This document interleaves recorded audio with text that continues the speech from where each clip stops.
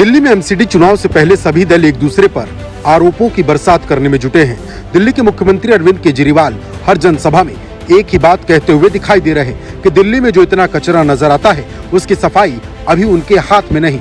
अगर दिल्ली की जनता उन्हें जिता देती है तो दिल्ली चमकती हुई दिखाई देगी। इस बीच अब गुजरात के बाद एमसीडी के चुनाव में भी असदुद्दीन ओवैसी की एंट्री हो गई। उनकी पार्टी AIMIM केवल 15 वार्ड पर चुनाव लड़ रही। हालांकि दिल्ली में कुल 250 वार्ड हैं। ओवैसी ने चुनाव प्रचार के दौरान बीजेपी पर उतना हमला नहीं किया जितना आम आदमी पार्टी और अरविंद केजरीवाल पर किया। ओवैसी ने एक जनसभा के दौरान अरविंद केजरीवाल को छोटा रिचार्ज कह दिया।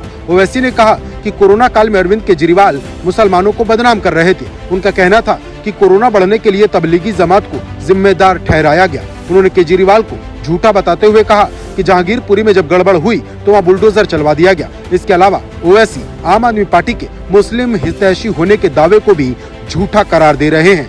वहीं असदुद्दीन ओवैसी बिल्किस बानो के मामले पर भी अरविंद केजरीवाल को सवालों के घेरे में खड़ा कर रहे हैं। उन्होंने कहा कि बिल्किस बानो मामले में अरविंद केजरीवाल नहीं बोलते, वो यूनिफॉर्म सिविल कोड पर कुछ नहीं कहते। ऐसे मामलों में उनकी घिग्गी बंध जाती है, लेकिन जब वो मुसलमानों को सुपर स्प्रेडर कहने लगे तो हाईकोर्ट उन्हें झूठा साबित कर देता है।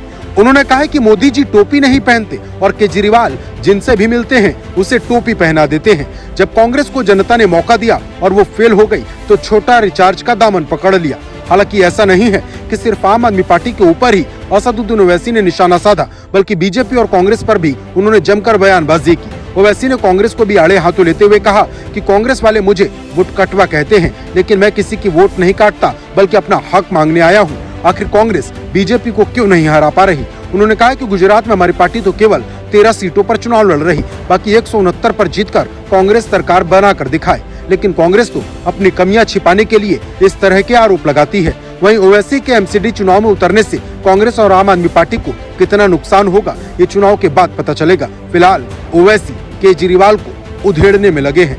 ब्यूरो रिपोर्ट, न्यूज़ चौक।